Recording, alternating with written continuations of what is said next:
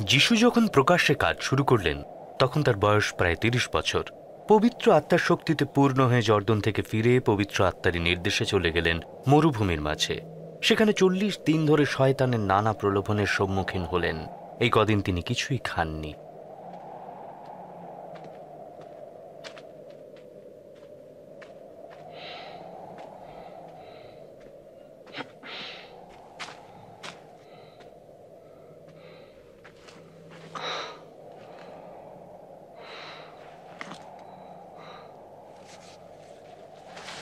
শয়তান যিশুকে বলল, যদি তুমি ঈশ্বরের পুত্রই হও, আদেশ করো পাথরটা রুটি হয়ে যাক।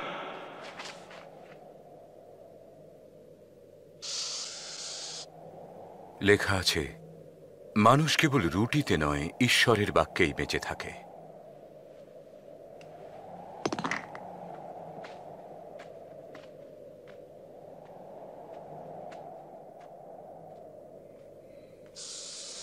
এরপর শয়তান তাকে উঁচু জায়গায় নিয়ে গিয়ে এক লহমায় জগতে সব রাজ্য দেখিয়ে বলল, এই সব প্রতাপ ও সম্পদ আমি তোমাকে দেব, এসবই আমার অধিকারে আছে। আমি যাকে খুশি তাকেই এসব দিতে পারি। তুমি যদি আমাকে প্রণাম করো, এসবই তোমার হবে। শাস্ত্রে লেখা আছে, ঈশ্বর প্রভুকেই প্রণাম করিবে, কেবল তাঁহারই আরাধনা করিবে।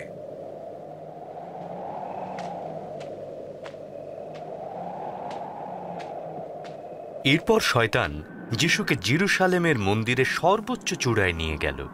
তুমি যদি ঈশ্বরের পুত্রই হও, তবে এখান থেকে নিচে ঝাঁপ দাও।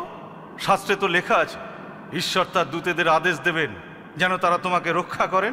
এও লেখা আছে, তারা তোমাকে হাতে ধরে তুলে নেবে যেন তোমার পায়ে আঘাত না লাগে। শাস্ত্র বলে, তুমি আপন ঈশ্বর প্রভুর পরীক্ষা করিও না।